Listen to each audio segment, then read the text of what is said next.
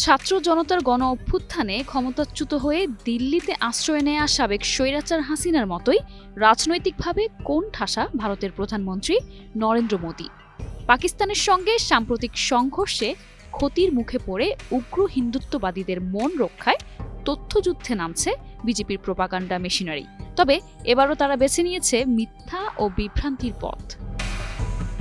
Modi propaganda machinery, যেটিকে অনেকেই গদি মিডিয়া নামে ডাকেন, তার কারণ হিন্দি শব্দ গদি মানে হলো কোলে বসে থাকা। বিজেপির এই মিডিয়া নেটওয়ার্ক মোদির কোলেই বসে থাকে, তার হাতে পুরোপুরি নিয়ন্ত্রিত।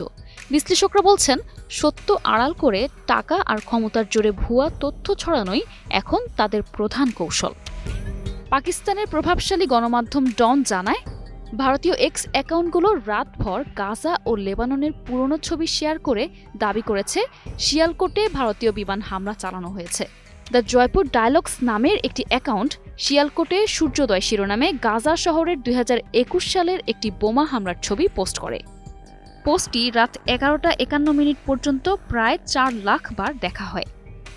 তবে ফ্যাক্ট চেক নিশ্চিত হয়েছে যে ছবিটি গাজা শহরের এবং সেটি 16 মে 2021 সালে ইসরায়েলি হামলার সময় AFP ও গেটি ইমেজে সংরক্ষিত।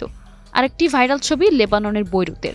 ছবিটি 6 অক্টোবর 2024-এ তোলা, যেখানে ইসরায়েলের হামলায় আগুন ও ধোঁয়ার ছবি দেখা যায়। এটিও ভারতীয় হামলা বলে চালিয়ে দেয় কিছু প্রো বিজেপি অ্যাকাউন্ট। সবচেয়ে চাঞ্চল্যকর বিষয় হলো, একজন ক্যাপশনে লিখেন, শিয়ালকোটে সূর্যোদয় যত পারো পাকিস্তান বিরোধী গুজব ছড়াও, সত্য যাচাই করো না।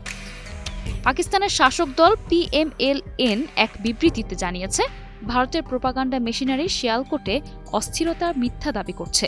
বাস্তবে একটিও পাতা নড়েনি। এলাকাটি শান্ত ও নিয়ন্ত্রিত।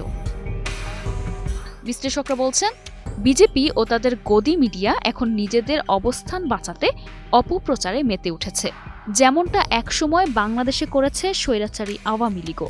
কিন্তু মিথ্যা দিয়ে সত্য ঢাকতে চাওয়া জনগণের কাছেই শেষ পর্যন্ত বুমেরাং হয়ে ফিরবে। News desk, 21 television.